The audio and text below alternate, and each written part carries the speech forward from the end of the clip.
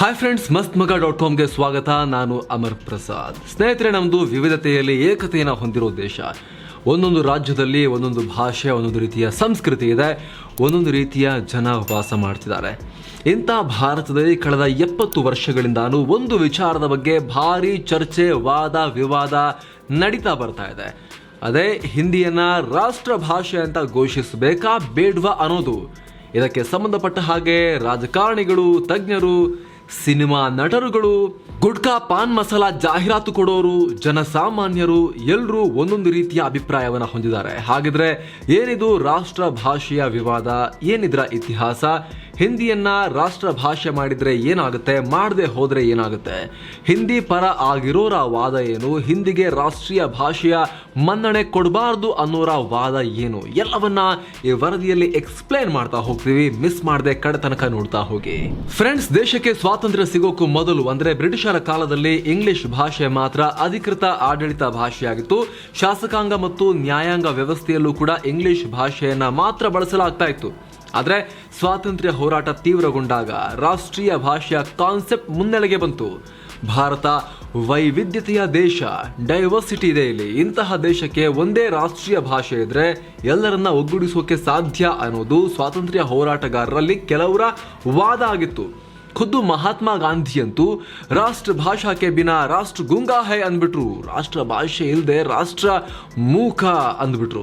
ಗಾಂಧೀಜಿ ಮಾತ್ರವಲ್ಲ, ಸಾಕಷ್ಟು ಸ್ವಾತಂತ್ರ್ಯ ಹೋರಾಟಗಾರರು ಜನರನ್ನ ಒಂದುಗೂಡಿಸೋಕೆ ಹಿಂದಿ ಅಥವಾ ಹಿಂದೂಸ್ತಾನಿಯನ್ನ ಪ್ರಮೋಟ್ ಮಾಡಿದ್ರು. ಇದರ ಉದ್ದೇಶ ದೇಶಕ್ಕೊಂದು ವಿಶೇಷವಾದ ಐಡೆಂಟಿಟಿ ಅಥವಾ ಗುರುತನ್ನ ಕೊಡೋದಾಗಿತ್ತು. ಈ ಕೆಲಸಕ್ಕೆ ದೇಶದಲ್ಲಿ ಹೆಚ್ಚು ಮಾತನಾಡ್ತಾ ಇದ್ದ, ಹೆಚ್ಚು ಪ್ರಸಿದ್ಧತೆಯನ್ನ ಪಡೆದಿದ್ದ ಹಿಂದಿ ಭಾಷೆಯೇ ಸೂಕ್ತ ಅನಿಸ್ತಾ ಇತ್ತು. ಆದರೆ ದಕ್ಷಿಣದ ರಾಜ್ಯಗಳು ಇದಕ್ಕೆ ತೀವ್ರವಾಗಿ ವಿರೋಧವನ್ನು ವ್ಯಕ್ತಪಡಿಸಿದ್ವು. ಅದರಲ್ಲೂ ಕೂಡ ಮದ್ರಾಸ್ನಲ್ಲಿ ಹಿಂದಿ ವಿರೋಧಿ ಭಾರಿ ಪ್ರತಿಭಟನೆಗಳು ಆದವು. ಬೇರೆ ಬೇರೆ ರಾಜ್ಯದ ನಾಯಕರು ಬೇರೆ ಬೇರೆ ಭಾಷೆಗೆ ಡಿಮಾಂಡ್ ಇಟ್ರು. ಸಂಸ್ಕೃತ ಕೊಡಿ, ಬೆಂಗಾಲಿ, ಹೀಗೆ. ಡಾಕ್ಟರ್ BR ಅಂಬೇಡ್ಕರ್ ಸಂಸ್ಕೃತವನ್ನ ಅಧಿಕೃತ ಭಾಷೆ ಮಾಡಬೇಕು ಅಂತ ಆಗ್ರಹ ಮಾಡಿದ್ರು. ಸಂಸ್ಕೃತ ಎಲ್ಲ ಭಾಷೆಗಳ ತಾಯಿ. ಸಂಸ್ಕೃತವನ್ನು ಅಧಿಕೃತ ಭಾಷೆಯಾಗಿ ಸ್ವೀಕರಿಸಿದ್ರೆ ದೇಶದ ಯಾವ ಮೂಲೆಯಲ್ಲೂ ಕೂಡ ಭಾಷಾ ವಿಚಾರಕ್ಕೆ ಸಂಘರ್ಷ ಆಗಲ್ಲ ಅನ್ನೋದು ಅಂಬೇಡ್ಕರ್ ಅವರ ವಾದ ಆಗಿತ್ತು. ಹೀಗೆ ರಾಷ್ಟ್ರೀಯ ಭಾಷೆ ವಿಚಾರವನ್ನ ಬಗೆಹರಿಸೋದು ಭಾರತದ ಕಾನ್ಸ್ಟಿಟ್ಯೂಂಟ್ ಅಸೆಂಬ್ಲಿಗೆ ದೊಡ್ಡ ಚಾಲೆಂಜ್ ಆಗಿತ್ತು. ಕೊನೆಗೆ ಈ ಬಿಕ್ಕಟ್ಟನ್ನ ಬಗೆಹರಿಸಿದ್ದು ಮುನ್ಷಿ ಅಯ್ಯಂಗಾರ್ ಫಾರ್ಮುಲಾ. ಭಾಷೆಗೆ ಸಂಬಂಧಪಟ್ಟ ಹಾಗೆ KM ಮುನ್ಷಿ ಮತ್ತು N ಗೋಪಾಲಸ್ವಾಮಿ ಅಯ್ಯಂಗಾರ್ ಸಲ್ಲಿಸಿದ ಪ್ರಸ್ತಾವನೆಗೆ ಕಾನ್ಸ್ಟಿಟ್ಯೂಂಟ್ ಅಸೆಂಬ್ಲಿ ಸೆಪ್ಟೆಂಬರ್ 14, 1949 ಒಪ್ಪಿಗೆಯನ್ನ ಕೊಡ್ತು. ಇದೇ ದಿನವನ್ನ ಪ್ರತಿ ವರ್ಷ ಹಿಂದಿ ದಿವಸ್ ಅಂತ ಆಚರಿಸಲಾಗುತ್ತೆ.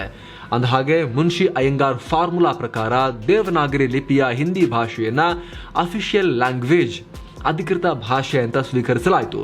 ಜೊತೆಗೆ ಸರ್ಕಾರದ ಕೆಲಸಗಳಿಗೆ ಅಂತಾರಾಷ್ಟ್ರೀಯ ಮಾದರಿಯ ಭಾರತೀಯ ನಂಬರ್ಗಳನ್ನು ಬಳಸೋಕೆ ಅವಕಾಶವನ್ನ ಕೊಡಲಾಯಿತು. ಇನ್ನು ಈ ಫಾರ್ಮುಲಾ ಪ್ರಕಾರ ಹಿಂದಿ ಜೊತೆಗೆ ಮುಂದಿನ 15 ವರ್ಷದವರೆಗೆ ಇಂಗ್ಲಿಷ್ ಭಾಷೆಯನ್ನ ಕೂಡ ಅಧಿಕೃತ ಭಾಷೆಯಾಗಿ ಮುಂದುವರಿಸೋಕೆ ಅವಕಾಶವನ್ನ ಕೊಡಲಾಯಿತು. ಈ 15 ವರ್ಷವನ್ನ ಬೇಕಿದ್ರೆ ಸಂಸತ್ ವಿಸ್ತರಣೆ ಮಾಡಬಹುದಾಗಿತ್ತು. ಆ ಅವಕಾಶವನ್ನ ಕೂಡ ಕೊಡಲಾಗಿತ್ತು. 15 ವರ್ಷಗಳಲ್ಲಿ ಹಿಂದಿಯನ್ನ ಹೆಚ್ಚೆಚ್ಚು ಪ್ರಚಾರ ಮಾಡಿ ಇಂಗ್ಲಿಷನ್ನ ನಿಧಾನವಾಗಿ ಸೈಡಿಗೆ ಸರಿಸೋ ಗುರಿಯನ್ನ ಹೊಂದಲಾಗಿತ್ತು. ಅದಕ್ಕಾಗಿ ಕೇಂದ್ರ ಸರ್ಕಾರ ಸಾಕಷ್ಟು ಕ್ರಮವನ್ನ ಕೈಗೊಳ್ತು ಕೂಡ.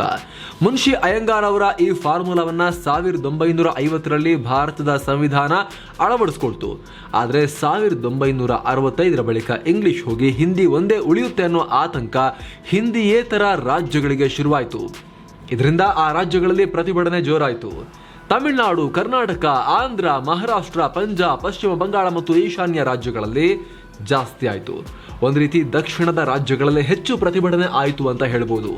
ಕಾರಣ, ಹಿಂದಿಗೂ ದಕ್ಷಿಣ ಭಾರತದ ದ್ರಾವಿಡಿಯನ್ ಭಾಷೆ ಮಾತನಾಡುವ ರಾಜ್ಯಗಳಿಗೂ ಈ ದ್ರಾವಿಡ ಭಾಷೆಗಳಿಗೂ ಅಜಗಜಾಂತರ ವ್ಯತ್ಯಾಸ ಇತ್ತು. ತಮಿಳುನಾಡಲ್ಲಂತೂ ದೊಡ್ಡ ಮಟ್ಟದ ಹೋರಾಟಗಳು ಆದವು. ವಿದ್ಯಾರ್ಥಿಗಳು ರಸ್ತೆಗಿಳಿದು ಪ್ರತಿಭಟನೆ ಮಾಡಿದ್ರು. ಪ್ರತಿಭಟನೆ ಹಿಂಸಾಚಾರಕ್ಕೆ ತಿರುಗಿತು. ಕೆಲ ಪ್ರತಿಭಟನಾಕಾರರು ಬೆಂಕಿ ಹಚ್ಚಿಕೊಂಡು ಪ್ರಾಣವನ್ನ ಕಳ್ಕೊಂಡ್ರು. ಪರಿಸ್ಥಿತಿ ಕಂಟ್ರೋಲ್ ಮಾಡೋಕೆ ಅರೆ ಸೇನಾ ಪಡೆಗಳನ್ನ ಕಳಿಸಬೇಕಾಯಿತು. ಸ್ವಾತಂತ್ರ್ಯ ಬರೋಕ್ಕೂ ಮುಂಚೆನೆ ಅಂದ್ರೆ 1937ರಲ್ಲಿ ಮದ್ರಾಸ್ ಪ್ರೆಸಿಡೆನ್ಸಿಯ ಶಾಲೆಗಳಲ್ಲಿ ಹಿಂದಿ ಭಾಷೆಯನ್ನ ಮಕ್ಕಳಿಗೆ ಕಡ್ಡಾಯವಾಗಿ ಬೋಧಿಸಬೇಕು ಅನ್ನೋ ಕಾನೂನನ್ನ ಅಲ್ಲಿನ ಕಾಂಗ್ರೆಸ್ ಸರ್ಕಾರದ C ರಾಜಗೋಪಾಲಾಚಾರಿ ಜಾರಿಗೆ ತಂದರು. ಇದರ ವಿರುದ್ಧ EV ರಾಮಸ್ವಾಮಿ ಅಥವಾ ಪೆರಿಯಾರ್ ನೇತೃತ್ವದಲ್ಲಿ ಭಾರಿ ಹೋರಾಟ ಮಾಡಲಾಗಿತ್ತು. ಹಲವರು ಪ್ರಾಣವನ್ನು ಕಳ್ಕೊಂಡಿದ್ರು. ಕೊನೆಗೆ 1940ರಲ್ಲಿ ಈ ಕಾನೂನನ್ನ ವಾಪಸ್ ಪಡೆಯಲಾಗಿತ್ತು. ಹೀಗೆ ಹಿಂದಿಯೇತರ ರಾಜ್ಯಗಳಿಂದ ವಿರೋಧ ವ್ಯಕ್ತವಾದ ಹಿನ್ನೆಲೆಯಲ್ಲಿ 15 ವರ್ಷಗಳ ಬಳಿಕ ಹಿಂದಿಯನ್ನ ಮಾತ್ರ ಅಧಿಕೃತ ಭಾಷೆಯಾಗಿ ಉಳಿಸಿಕೊಳ್ಳಬೇಕು ಅನ್ನೋ ಕೇಂದ್ರ ಸರ್ಕಾರದ ಕನಸು ನುಚ್ಚುನೂರಾಯಿತು. ಭಾರತದ ಸಂಸತ್ 1963ರಲ್ಲಿ ಅಫಿಷಿಯಲ್ ಲ್ಯಾಂಗ್ವೇಜಸ್ ಆಕ್ಟ್ ಅಥವಾ ಅಧಿಕೃತ ಭಾಷೆಗಳ ಕಾಯ್ದೆಯನ್ನ ಜಾರಿಗೆ ತಂತು. ಇದರಲ್ಲಿ ಹಿಂದಿ ಜೊತೆಗೆ ಇಂಗ್ಲಿಷ್ ಅನ್ನ 1965ರ ಬಳಿಕ ಕೂಡ ಅಧಿಕೃತ ಭಾಷೆಯಾಗಿ ಮುಂದುವರಿಸೋಕೆ ಅವಕಾಶವನ್ನ ಮಾಡಿಕೊಡಲಾಯಿತು. ಈ ಕಾಯ್ದೆಗೆ 1967ರಲ್ಲಿ ಮತ್ತೆ ತಿದ್ದುಪಡಿಯನ್ನ ತಂದು ಎಲ್ಲ ರಾಜ್ಯಗಳು ಎಲ್ಲಿವರೆಗೆ ಹಿಂದಿಯನ್ನ ಅಧಿಕೃತ ಭಾಷೆಯಾಗಿ ಸ್ವೀಕರಿಸೋ ಸಂಬಂಧ ರೆಸಲ್ಯೂಷನ್ ಪಾಸ್ ಮಾಡೋದಿಲ್ಲವೋ ಅಲ್ಲಿವರೆಗೂ ಇಂಗ್ಲಿಷ್ ಅಧಿಕೃತ ಭಾಷೆಯಾಗಿ ಮುಂದುವರಿಯುತ್ತೆ ಅಂತ ತಿದ್ದುಪಡಿ ಮಾಡಲಾಯಿತು. ಇದರ ಪರಿಣಾಮ ಹಿಂದಿ ಮತ್ತು ಇಂಗ್ಲಿಷ್ ಇವತ್ತಿಗೂ ಭಾರತದ ಅಧಿಕೃತ ಭಾಷೆಗಳಾಗಿ ಮುಂದುವರೆದಿವೆ. ಇದು ರಾಷ್ಟ್ರ ಮಟ್ಟದಲ್ಲಾಯಿತು. ಇವೆರಡರ ಜೊತೆಗೆ ರಾಜ್ಯ ಅಥವಾ ಕೇಂದ್ರಾಡಳಿತ ಪ್ರದೇಶಗಳ ಮಟ್ಟದಲ್ಲಿ ಬೇರೆ ಬೇರೆ ಅಧಿಕೃತ ಭಾಷೆಗಳಿವೆ. ನಮ್ಮದು ಬಹು ಸಂಸ್ಕೃತಿಯ ಬಹು ಭಾಷೆಗಳ ದೇಶ ಅನ್ನೋದನ್ನ ಮನಗಂಡ ಸಂವಿಧಾನ ಕರ್ತೃಗಳು ಹಿಂದಿಯನ್ನ ಬಿಟ್ಟು ಒಂದು ಅಥವಾ ಅದಕ್ಕಿಂತ ಹೆಚ್ಚು ಭಾಷೆಗಳನ್ನ ಅಡಾಪ್ಟ್ ಮಾಡಿಕೊಳ್ಳೋಕೆ ಸಂವಿಧಾನದಲ್ಲಿ ಅವಕಾಶವನ್ನ ಮಾಡಿಕೊಟ್ಟಿದ್ದಾರೆ. ಸಂವಿಧಾನದ 8ನೇ ಶೆಡ್ಯೂಲ್ನಲ್ಲಿ 22 ಸ್ಥಳೀಯ ಭಾಷೆಗಳಿಗೆ ಮಾನ್ಯತೆಯನ್ನ ಕೊಡಲಾಗಿದೆ. ಸ್ವಾತಂತ್ರ್ಯ ಸಿಕ್ಕಾಗ 14 ಇತ್ತು, ಈಗ ಅದು 22 ಆಗಿದೆ. ಇದರಲ್ಲಿ ಕನ್ನಡ, ತಮಿಳು, ತೆಲುಗು, ಮಲಯಾಳಿ, ಮರಾಠಿ, ಕೊಂಕಣಿ, ಸಂಸ್ಕೃತ, ಉರ್ದು, ಗುಜರಾತಿ, ಹಿಂದಿ ಮುಂತಾದ ಭಾಷೆಗಳಿವೆ. ಹೀಗಾಗಿ ಕರ್ನಾಟಕ, ತಮಿಳುನಾಡು ಸೇರಿದಂತೆ ಹಿಂದಿಯೇತರ ರಾಜ್ಯಗಳಲ್ಲಿ ಇಂಗ್ಲಿಷ್ ಮತ್ತು ಕನ್ನಡವನ್ನ, ಇಂಗ್ಲಿಷ್ ಮತ್ತು ತಮಿಳನ್ನ, ಈ ರೀತಿ ಇಂಗ್ಲಿಷ್ ಜೊತೆಗೆ ಆಯಾ ರಾಜ್ಯಗಳ ಪ್ರಮುಖ ಭಾಷೆಗಳನ್ನ ಅಧಿಕೃತ ಭಾಷೆಗಳನ್ನಾಗಿ ಬಳಸಲಾಗುತ್ತೆ. ಜೊತೆಗೆ ಹಿಂದಿಯೇತರ ರಾಜ್ಯಗಳಲ್ಲಿ ಹಿಂದಿಗಿಂತ ಇಂಗ್ಲಿಷ್ ಈಸಿ, ಅದು ಉದ್ಯೋಗಕ್ಕೂ ಅನುಕೂಲ ಆಗುತ್ತೆ ಅನ್ನೋ ಕಾರಣಕ್ಕೆ ಸ್ಥಳೀಯ ಭಾಷೆಗಳ ಜೊತೆಗೆ ಇಂಗ್ಲಿಷ್ ಅನ್ನ ಬಳಸಲಾಗುತ್ತೆ. ಹಾಗೆ ನ್ಯಾಯಾಂಗ ವ್ಯವಸ್ಥೆಯ ವ್ಯವಹಾರಗಳು ಕೇಂದ್ರ ಮತ್ತು ರಾಜ್ಯ ಸರ್ಕಾರ ನಡುವಿನ ಸಂವಹನ ಭಾಷೆಯಾಗಿ, ಕೆಲವೊಂದು ರಾಜ್ಯಗಳ ಸಂವಹನ ಭಾಷೆಯಾಗಿ ಕೂಡ ಇಂಗ್ಲಿಷ್ ಅನ್ನ ಬಳಸಲಾಗುತ್ತೆ. ಏನು, ಕೊಠಾರಿ ಕಮಿಷನ್ ಶಿಫಾರಸಿನ ಆಧಾರದಲ್ಲಿ 1968ರಲ್ಲಿ ಇಂದಿರಾ ಗಾಂಧಿ ಸರ್ಕಾರ ನ್ಯಾಷನಲ್ ಪಾಲಿಸಿ ಅಂಡ್ ಎಡ್ಯುಕೇಷನ್ ಅನ್ನ ಜಾರಿಗೆ ತಂತು. ಇದರಲ್ಲಿ ಮೊದಲ ಬಾರಿಗೆ 3 ಲ್ಯಾಂಗ್ವೇಜಸ್ ಫಾರ್ಮುಲಾವನ್ನ ಪರಿಚಯಿಸಲಾಯಿತು. ಇದರ ಪ್ರಕಾರ ಶಾಲೆಗಳಲ್ಲಿ ಹಿಂದಿ, ಇಂಗ್ಲಿಷ್ ಜೊತೆಗೆ ಒಂದು ಸ್ಥಳೀಯ ಭಾಷೆಯನ್ನು ಕೂಡ ಓದೋಕೆ ಅವಕಾಶ ಮಾಡಿಕೊಡಲಾಯಿತು. ಆದರೆ ಆಗ ತಮಿಳುನಾಡು ಮುಖ್ಯಮಂತ್ರಿಯಾಗಿದ್ದ ಅಣ್ಣಾದುರೈ ನಮಗೆ ಹಿಂದಿಯ ಅವಶ್ಯಕತೆನೇ ಇಲ್ಲ, ನಾವು ಯಾಕೆ ನಿಮ್ಮ ಒಂದು ಎಕ್ಸ್ಟ್ರಾ ಲ್ಯಾಂಗ್ವೇಜನ್ನು ಓದಬೇಕು ಅಂತ ವಿರೋಧವನ್ನು ವ್ಯಕ್ತಪಡಿಸಿದ್ರು. ಇದರ ಪರಿಣಾಮ ತಮಿಳುನಾಡಿನಲ್ಲಿ ಇವತ್ತಿಗೂ 3 ಲ್ಯಾಂಗ್ವೇಜಸ್ ಫಾರ್ಮುಲಾವನ್ನು ಅಡಾಪ್ಟ್ ಮಾಡ್ಕೊಂಡಿಲ್ಲ, ಫಾಲೋ ಮಾಡ್ತಾ ಇಲ್ಲ. ಏನು, ಹಿಂದಿಯನ್ನ ರಾಷ್ಟ್ರ ಭಾಷೆಯನ್ನಾಗಿ ಮಾಡೋ ಪ್ರಯತ್ನಗಳು ಸ್ವಾತಂತ್ರ್ಯ ಬಂದಾಗಿನಿಂದಲೂ ಕೂಡ ಕಂಟಿನ್ಯೂ ಆಗಿ ನಡೀತಾನೆ ಇದೆ. ಆ ಒಂದು ಪ್ರಯತ್ನ ಹಿಂದಿಯೇತರ ರಾಜ್ಯಗಳಲ್ಲಿ ಹಿಂದಿಯನ್ನ ಪ್ರಚಾರ ಮಾಡೋಕೆ, ಹಿಂದಿಯನ್ನ ಹೆಚ್ಚೆಚ್ಚು ಬಳಸುವಂತೆ ಮಾಡೋಕೆ ಕೇಂದ್ರ ಸರ್ಕಾರಗಳು ನಾನಾ ರೀತಿಯ ಕಸರತ್ತನ್ನ ಮಾಡ್ತಾ ಬಂದಿವೆ. ದಕ್ಷಿಣ ಭಾರತದಲ್ಲಿ ಹಿಂದಿಯನ್ನ ಪ್ರಚಾರ ಮಾಡೋಕೆ ದಕ್ಷಿಣ ಭಾರತ್ ಹಿಂದಿ ಪ್ರಚಾರ ಸಭಾ ಕೂಡ ರಚನೆಯಾಗಿದೆ. ಚೆನ್ನೈನಲ್ಲಿ ಕೇಂದ್ರ ಕಚೇರಿ ಹೊಂದಿರೋ ಇದು ಬೆಂಗಳೂರು, ತಿರುವನಂತಪುರಂ, ಕೋಲ್ಕತ್ತಾ, ಮುಂಬೈ ಹೀಗೆ ದೇಶದ ಹಲವು ಕಡೆ ಆಫೀಸಸ್ಗಳನ್ನು ಹೊಂದಿದೆ. ಕೇಂದ್ರ ಸರ್ಕಾರಿ ಕಚೇರಿಗಳಲ್ಲಿ ಮತ್ತು PSUಗಳಲ್ಲಿ ಹಿಂದಿಯನ್ನ ಇಂಪ್ಲಿಮೆಂಟ್ ಮಾಡೋದು ಇದರ ಉದ್ದೇಶ. ಇದೊಂದೇ ಅಲ್ಲ, ಇಂತಹ ಹಲವು ಕ್ರಮಗಳನ್ನು ಕೈಗೊಳ್ತಾ ಬಂದಿದೆ ಕೇಂದ್ರ ಸರ್ಕಾರ. ಹಿಂದಿಯನ್ನ ರಾಷ್ಟ್ರ ಭಾಷೆ ಮಾಡಬೇಕು ಅನ್ನೋರ ವಾದ ಏನು?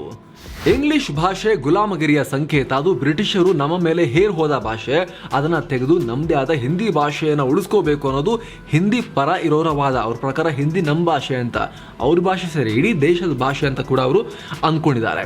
ಮತ್ತೊಂದು ವಾದದ ಪ್ರಕಾರ ದೇಶದಲ್ಲಿ ದೊಡ್ಡ ಪ್ರಮಾಣದಲ್ಲಿ ಹಿಂದಿ ಮಾತನಾಡುವ ಜನರಿದ್ದಾರೆ.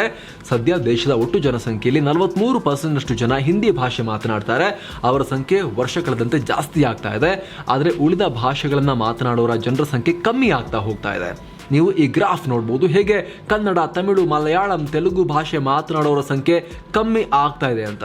ಇದು ಕೂಡ ಒಂದು ವಾದ, ಹಿಂದಿಯನ್ನು ಪ್ರಮೋಟ್ ಮಾಡೋಣ ಬಿಡಿ ಅನ್ನೋಕ್ಕೆ. ಏನು, ಹಿಂದಿ ಜೊತೆಗೆ ಇಂಗ್ಲಿಷ್ ಮಾತನಾಡೋರ ಸಂಖ್ಯೆ ಕೂಡ ಭಾರತದಲ್ಲಿ ಹೆಚ್ಚಾಗ್ತಾ ಇದೆ. ಭಾರತದಲ್ಲಿ 10ರಿಂದ 15% ಜನ ಇಂಗ್ಲಿಷ್ ಮಾತನಾಡುವ ಸಾಮರ್ಥ್ಯವನ್ನು ಹೊಂದಿದ್ದಾರೆ. ಈಶಾನ್ಯ ಭಾರತ ಮತ್ತು ದಕ್ಷಿಣ ಭಾರತದಲ್ಲಿ ಈ ಸಂಖ್ಯೆ ಜಾಸ್ತಿ ಇದೆ. ಅಮೆರಿಕ ಬಿಟ್ಟರೆ ಅತಿ ಹೆಚ್ಚು ಇಂಗ್ಲಿಷ್ ಮಾತನಾಡುವ ಜನರು ಭಾರತದಲ್ಲಿ ಇದ್ದಾರೆ ಅಂತ ಗುರುತಿಸಲಾಗುತ್ತೆ. ಹೀಗೆ ಆದರೆ ಹಿಂದಿಯನ್ನು ಮೀರಿಸಿ ಇಂಗ್ಲಿಷ್ ಮುಂದೆ ಹೋಗ್ಬೋದು. ಆಗ ಹೊರಗಿನ ಒಂದು ಭಾಷೆ ಭಾರತವನ್ನು ವ್ಯಾಪಿಸ್ಕೊಳ್ಬಹುದು. ಅದಕ್ಕಿಂತ ಹಿಂದಿ ಒಳ್ಳೆಯದಲ್ವಾ, ನಿಮಗೆ ಇಂಗ್ಲಿಷ್ ಓಕೆ, ಹಿಂದಿ ಯಾಕೆ ಬೇಡ ನಿಮಗೆ ಅನ್ನೋದು ಉತ್ತರ ಭಾರತೀಯರ ಹಿಂದಿ ಭಾಷಿಕರ ವಾದ. ಹಿಂದಿ ರಾಷ್ಟ್ರ ಭಾಷೆ ಮಾಡಬಾರ್ದು ಅಂತ ಹೇಳೋರ ವಾದ ಏನು? ಹಿಂದಿಯನ್ನ ರಾಷ್ಟ್ರ ಭಾಷೆ ಮಾಡಿದ್ರೆ ಹಿಂದಿ ಭಾಷಿಕರಿಗೆ ಹೆಚ್ಚೆಚ್ಚು ಗವರ್ಮೆಂಟ್ ಜಾಬ್ ಸಿಗುತ್ತೆ, ಎಲ್ಲದರಲ್ಲೂ ಕೂಡ ಅಡ್ವಾಂಟೇಜ್ ಅವ್ರಿಗಾಗುತ್ತೆ, ಶೈಕ್ಷಣಿಕವಾಗೂ ಕೂಡ ಲಾಭ ಆಗುತ್ತೆ, ಇದರಿಂದ ಹಿಂದಿಯೇತರ ರಾಜ್ಯದ ಆಕಾಂಕ್ಷಿಗಳಿಗೆ ಅನ್ಯಾಯ ಆಗುತ್ತೆ ಅನ್ನೋದು ಒಂದು ವಾದ. ಭಾರತ ವೈವಿಧ್ಯಮಯ ದೇಶ, ನಮ್ಮ ದೇಶದಲ್ಲಿ 1000ಕ್ಕೂ ಅಧಿಕ ಭಾಷೆಗಳನ್ನ ಮಾತನಾಡಲಾಗುತ್ತೆ, ಪ್ರಮುಖ ಭಾಷೆಗಳೇ ಸುಮಾರಿದೆ. ಹೀಗಿರುವಾಗ ಬರೀ ಹಿಂದಿಯನ್ನ ರಾಷ್ಟ್ರ ಭಾಷೆ ಮಾಡಿದ್ರೆ ಉಳಿದವರಿಗೆ ಅನ್ಯಾಯ ಆಗೋದಿಲ್ವಾ? ಇದು ಹೇಗೆ ವೈವಿಧ್ಯತೆಯಲ್ಲಿ ಏಕತೆ ಅಂತ ಹೇಗಾಗುತ್ತೆ ಅನ್ನೋ ಪ್ರಶ್ನೆ ಕೂಡ ಮುಂದಿಡಲಾಗುತ್ತೆ. ದಕ್ಷಿಣ ಭಾರತದ ರಾಜ್ಯಗಳಲ್ಲಿ ಹಿಂದಿ ಮಾತನಾಡೋರ ಸಂಖ್ಯೆ ಸ್ವಲ್ಪವೇ ಸ್ವಲ್ಪ ಇದೆ. ಹೀಗಿರುವಾಗ ಹಿಂದಿಯನ್ನ ನಾವು ಹೇಗೆ ನಮ್ಮ ಭಾಷೆ ಅಂತ ಒಪ್ಕೊಳ್ಳೋಕೆ ಸಾಧ್ಯ? ನಮ್ಮ ಭಾಷೆ ಅಲ್ವಲ್ಲ ಇದು ಅನ್ನೋದು ಕೂಡ ಒಂದು ವಾದ ಇದೆ. ಏನೋ ಜನಗಣತಿ ವೇಳೆ ಭೋಜ್ಪುರಿ, ರಾಜಸ್ಥಾನಿ, ಹರಿಯಾಣವಿ, ಮಾರ್ವಾರಿ, ಛತ್ತೀಸ್ಗಢಿ ಭಾಷೆಗಳನ್ನ ಕೂಡ ಮಾತನಾಡೋ ಜನರನ್ನ, ಈ ಭಾಷೆಗಳನ್ನ ಮಾತನಾಡೋ ಜನರನ್ನ ಕೂಡ ಹಿಂದಿ ಮಾತನಾಡೋ ಜನ ಅಂತ ಲೆಕ್ಕಕ್ಕೆ ಕೌಂಟ್ ಮಾಡ್ಕೊಂಡ್ಬಿಟ್ಟಿದ್ದಾರೆ. ಹೀಗಾಗಿ ಹಿಂದಿ ಮಾತನಾಡೋರ ಸಂಖ್ಯೆ ಜಾಸ್ತಿ ಕಾಣಿಸ್ತಾ ಇದೆ ಅಷ್ಟೇ, ಆದರೆ ಹಿಂದಿ ಮದರ್ ಟಂಗ್ ತುಂಬಾ ಇನ್ನೂ ಕಮ್ಮಿ ಇದ್ದಾರೆ ಅನ್ನೋದು ಕೂಡ ವಾದ ಇದೆ. ಇಂಗ್ಲಿಷ್ ಆದ್ರೆ ಉನ್ನತ ಶಿಕ್ಷಣಕ್ಕೆ, ಅಂತಾರಾಷ್ಟ್ರೀಯ ವ್ಯವಹಾರಕ್ಕೆ, ಉದ್ಯೋಗಕ್ಕೆ ಈ ರೀತಿ ನಾನಾ ಕಡೆ ಯೂಸ್ ಆಗುತ್ತೆ.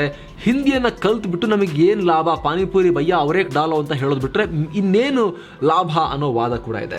Last but not the list ಅನ್ನೋ ತರ ಹಿಂದಿಯನ್ನ ಅಧಿಕೃತ ಭಾಷೆಯನ್ನಾಗಿ ಪ್ರಮೋಟ್ ಮಾಡೋಕೆ ಕೇಂದ್ರ ಸರ್ಕಾರಗಳು ಹೆಚ್ಚೆಚ್ಚು ಹಣ ಖರ್ಚು ಮಾಡ್ತಿರೋದು ಹಿಂದಿಯೇತರ ರಾಜ್ಯಗಳ ಸಿಟ್ಟನ್ನ ಹೆಚ್ಚು ಮಾಡಿದೆ. ಹೀಗಾಗಿ ಹಿಂದಿ ಹೇರಿಕೆ ವಿರುದ್ಧ ಅವರು ಹೋರಾಟ ಮಾಡ್ತಾ ಇದ್ದಾರೆ. ಅಧಿಕೃತ ಭಾಷೆಗೂ ರಾಷ್ಟ್ರ ಭಾಷೆಗೂ ಏನು ವ್ಯತ್ಯಾಸ? ಫ್ರೆಂಡ್ಸ್, ಅಧಿಕೃತ ಭಾಷೆ ಬೇರೆ, ರಾಷ್ಟ್ರೀಯ ಭಾಷೆ ಬೇರೆ, ಎರಡನ್ನೂ ಒಂದೇ ರೀತಿ ಬಳಸೋಕ್ಕಾಗಲ್ಲ. ರಾಷ್ಟ್ರ ಭಾಷೆ ಅನ್ನೋದು ರಾಷ್ಟ್ರವನ್ನ, ಅದರ ಸಂಸ್ಕೃತಿಯನ್ನ, ಇತಿಹಾಸವನ್ನ ಪ್ರತಿನಿಧಿಸುವ ಭಾಷೆ. ರಾಷ್ಟ್ರ ಭಾಷೆ ಅಂದ್ರೆ ಆ ರಾಷ್ಟ್ರದ ಜನಕ್ಕೆ ಆ ಭಾಷೆ ಗೊತ್ತು, ಎಲ್ಲರೂ ಕೂಡ ಮಾತಾಡ್ತಾರೆ ಅಂತ ಅರ್ಥ. ರಾಷ್ಟ್ರ ಭಾಷೆ ಒಂಥರ ರಾಷ್ಟ್ರೀಯ ಏಕತೆಯ ಸಂಕೇತ ಅಂತ ಹೇಳ್ಬೋದು. ಅದೇ ಅಧಿಕೃತ ಭಾಷೆ ಅಂದ್ರೆ ಕೇಂದ್ರ ಮತ್ತು ರಾಜ್ಯ ಸರ್ಕಾರಗಳು ತಮ್ಮ ವ್ಯವಹಾರ ನಡೆಸೋಕೆ ಬಳಸುವ ಭಾಷೆ. ಒಂದು ದೇಶದಲ್ಲಿ ಎಷ್ಟು ಬೇಕಾದರೂ ಅಫಿಷಿಯಲ್ ಲ್ಯಾಂಗ್ವೇಜಸ್, ಈ ಅಧಿಕೃತ ಭಾಷೆಗಳು ಇರಬಹುದು, ಆದರೆ ರಾಷ್ಟ್ರ ಭಾಷೆ ಒಂದೇ ಒಂದಿರೋಕೆ ಸಾಧ್ಯ. ಇದೇ ಕಾರಣಕ್ಕೆ ಕೇಂದ್ರದಲ್ಲಿ ಅಧಿಕಾರಕ್ಕೆ ಬರೋ ಎಲ್ಲ ಸರ್ಕಾರಗಳು ಕೂಡ ಹಿಂದಿಯನ್ನ ರಾಷ್ಟ್ರ ಭಾಷೆ ಮಾಡೋ ಸಂಬಂಧ ಕಸರತ್ತನ್ನ ಒಳಗೊಳಗೆ ನಡೆಸ್ತಾನೆ ಇರ್ತಾರೆ. ಅದು ಬಿಜೆಪಿ ಆಗಿರ್ಬೋದು, ಕಾಂಗ್ರೆಸ್ ಆಗಿರ್ಬೋದು, ವ್ಯತ್ಯಾಸ ಇಲ್ಲ. ಇನ್ಯಾವುದೇ ಸರ್ಕಾರ ಆಗಿರ್ಬೋದು, ವ್ಯತ್ಯಾಸ ಇಲ್ಲ. ಈಗಿನ ಮೋದಿ ಸರ್ಕಾರ one nation one language policy ಮೂಲಕ ಹಿಂದಿಯನ್ನ ಪ್ರಮೋಟ್ ಮಾಡೋಕೆ ಪ್ರಯತ್ನ ಪಡ್ತಿದೆ ಅನ್ನೋ ಟೀಕೆಯನ್ನ ಫೇಸ್ ಮಾಡ್ತಿದೆ. ಅದಕ್ಕೆ ತಕ್ಕ ಹಾಗೆ ಕೇಂದ್ರ ಗೃಹ ಮಂತ್ರಿ ಅಮಿತ್ ಶಾ ಪ್ರತಿ ವರ್ಷ ಹಿಂದಿ ದಿವಸ್ ಕಾರ್ಯಕ್ರಮದಲ್ಲಿ ಮಾತನಾಡ್ತಾರೆ, ಹಿಂದಿಯನ್ನ ಸ್ವಲ್ಪ ಪ್ರಮೋಟ್ ಮಾಡ್ತಾರೆ. ಲಾಸ್ಟ್ ಟೈಮ್ ಕೂಡ ಅವರು ಸ್ಥಳೀಯ ಭಾಷೆಗಳು ಇರಬೇಕು, ಬೆಳಿಬೇಕು, ಆದರೆ ಇಂಗ್ಲಿಷ್ ಬದಲಿಗೆ ಹಿಂದಿ ಮಾತಾಡಿ ಅನ್ನೋ ಒಂದು ಪ್ರಪೋಸಲ್ ಅನ್ನ ಮುಂದಿಟ್ಟಿದ್ರು. ನಿಮ್ಮ ಭಾಷೆ ಮಾತಾಡಿ, ಕನ್ನಡ ಇರಲಿ, ತಮಿಳು ಇರಲಿ, ಮಲಯಾಳಂ ಇರಲಿ, ಅದು ಚೆನ್ನಾಗಿ ಬೆಳಿಬೇಕು, ಅದಕ್ಕೆ ಪ್ರಮೋಟ್ ಮಾಡಬೇಕು, ಸಪೋರ್ಟ್ ಕೊಡಬೇಕು. ಜೊತೆಗೆ ಇಂಗ್ಲಿಷ್ ಅವಾಗವಾಗ ಮಾತಾಡ್ತಿರಲ್ಲ ವ್ಯವಹಾರಕ್ಕೆ, ಅದ್ರ ಬದಲಿಗೆ ಹಿಂದಿ ಮಾತಾಡಿದ್ರೆ ಒಳ್ಳೆಯದು ಅನ್ನೋ ರೀತಿಯಲ್ಲಿ ಅವರು ಪ್ರಮೋಟ್ ಮಾಡೋ ಪ್ರಯತ್ನವನ್ನು ಮಾಡಿದ್ರು. ಇವರ ಐಡಿಯಾ ಏನು ಅಂದರೆ ದೇಶಕ್ಕೆ ಒಂದೇ ಭಾಷೆ ಇರಬೇಕು, ಅದು ರಾಷ್ಟ್ರ ಭಾಷೆ ಆಗಿರಬೇಕು, ಹಾಗಂತ ಸ್ಥಳೀಯ ಭಾಷೆಗಳಿಗೂ ಮಹತ್ವ ಕೊಡಬೇಕು ಅನ್ನೋ ಲೆಕ್ಕಾಚಾರ ಇವ್ರದ್ದು. 2014ರಲ್ಲಿ ಬಿಜೆಪಿ ಸರ್ಕಾರ ಅಧಿಕಾರಕ್ಕೆ ಬಂದಾಗ ಅಧಿಕೃತ ಭಾಷೆಯ ಡಿಪಾರ್ಟ್ಮೆಂಟ್ ಒಂದು ನೋಟಿಸ್ ಜಾರಿ ಮಾಡಿತ್ತು.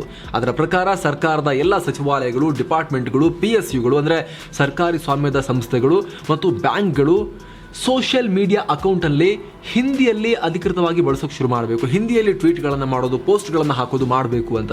ಇದು ದೊಡ್ಡ ವಿವಾದಕ್ಕೆ ಕಾರಣ ಆಗಿತ್ತು. ಇದರ ಜೊತೆಗೆ ಹಿಂದಿಯಲ್ಲಿ ಅಫಿಷಿಯಲ್ ಕೆಲಸಗಳನ್ನು ಹೆಚ್ಚು ಮಾಡೋ ತನ್ನ ನೌಕರರಿಗೆ ಕ್ಯಾಶ್ ರಿವಾರ್ಡ್ಗಳನ್ನು ಕೂಡ ಅನೌನ್ಸ್ ಮಾಡಿತ್ತು. ಇಷ್ಟು ದೊಡ್ಡ ಪ್ರಮಾಣದಲ್ಲಿ ಪ್ರಮೋಷನ್ ಮಾಡಲಾಗ್ತಾ ಇದೆ ಹಿಂದಿಯನ್ನ. ಭಾರತದಲ್ಲಿ ಅತಿ ಹೆಚ್ಚು ಮಾತನಾಡುವ ಭಾಷೆಗಳು. ಫ್ರೆಂಡ್ಸ್, ಆಗಲೇ ಹೇಳಿದ ಹಾಗೆ ನಮ್ಮ ದೇಶದಲ್ಲಿ ಹಿಂದಿ ಮಾತನಾಡೋರ ಸಂಖ್ಯೆ ಜಾಸ್ತಿ ಇದೆ. 130ಕ್ಕೂ ಅಧಿಕ ಕೋಟಿ, ಆಲ್ಮೋಸ್ಟ್ ಈಗ 140 ಕೋಟಿ ಹತ್ತಿರ ಬಂದಿದ್ದೀವಿ ನಾವು. ಈ ಜನಸಂಖ್ಯೆಯಲ್ಲಿ 44% ಜನ ಹಿಂದಿಯನ್ನ ಮಾತೃಭಾಷೆ ಅಂತ ಪರಿಗಣಿಸ್ತಾರೆ ಅಂತ 2011ರ ಜನಗಣತಿ ಹೇಳಿದೆ. ಅಂದರೆ 60 ಕೋಟಿಗೂ ಹೆಚ್ಚಾಗುತ್ತೆ. 2ನೇ ಸ್ಥಾನದಲ್ಲಿ ಇಂಗ್ಲಿಷ್ ಇದೆ. ಭಾರತದಲ್ಲಿ ಸುಮಾರು 10 ಕೋಟಿ ಜನ ಇಂಗ್ಲಿಷ್ ಮಾತನಾಡುವ ಸಾಮರ್ಥ್ಯವನ್ನು ಹೊಂದಿದ್ದಾರೆ, 10 ಕೋಟಿಗೂ ಅಧಿಕ ಅಂತ.